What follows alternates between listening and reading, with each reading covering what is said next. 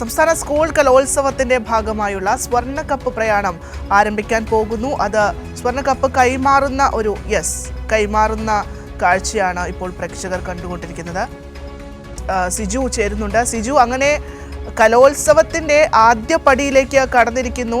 സ്വർണ്ണക്കപ്പ് കാസർഗോഡ് നിന്ന് തൃശ്ശൂരിന്റെ മണ്ണിലേക്ക്, ശക്തൻ തമ്പുരാന്റെ മണ്ണിലേക്ക് പോവുകയാണ്. വിവിധ ജില്ലകളിലായി 36 കേന്ദ്രങ്ങളിൽ കപ്പിന് സ്വീകരണം നൽകുമെന്നുള്ളതാണ്. സിജു,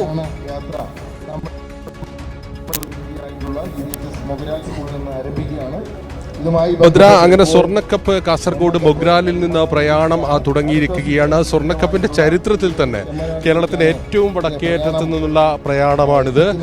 കാസർഗോഡ് ജില്ലാ സ്കൂൾ കലോത്സവം ദിവസങ്ങൾക്ക് മുമ്പ് ഇവിടെ സമാപിച്ചിരുന്നു. ആ സ്ഥലത്ത് നിന്ന് മൊഗ്രാൽ ഗവൺമെന്റ് ഹയർ സെക്കൻഡറി സ്കൂളിൽ നിന്നാണ് ഈ സ്വർണ്ണക്കപ്പിന്റെ പ്രയാണം തുടങ്ങിയിരിക്കുന്നത്. സ്വർണ്ണക്കപ്പ് കൈമാറിയിരിക്കുന്നു. 117.5 പവൻ തൂക്കമുള്ള സ്വർണ്ണക്കപ്പുമായി തൃശ്ശൂരിലേക്കുള്ള യാത്ര തുടങ്ങുകയാണ്. 64ാമത് കേരള സ്കൂൾ കലോത്സവത്തിൽ തൃശ്ശൂരിൽ നിന്ന് ചാമ്പ്യന്മാർക്ക് കൈമാറുന്നതിനുള്ള സ്വർണ്ണക്കപ്പ് ഇപ്പോൾ തയ്യാറാക്കിയിരിക്കുന്നു.